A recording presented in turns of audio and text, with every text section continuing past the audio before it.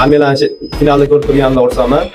Bugun yutgan komandani xudo xolasa sayohatga, ya'ni Akfa Central Asia universitetiga yo'llanmani yutib olishar ekan komanda.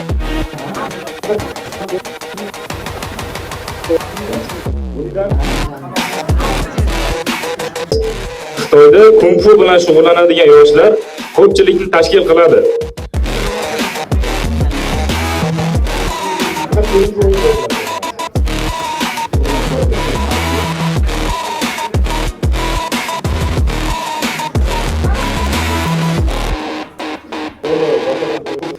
Tayyormi? Birinchi o'rin 27 ochko bilan Nonem komandasi yutdi. Menimcha 3 oylik sayohatimiz biz Open Trust partiyasi bilan menimcha mazmunli o'tdi. Hamilaga rahmat bildirganlar uchun. Bizning faoliyat shu oy tugadi, ya'ni oxirgi zakovat. Hammalarga rahmat.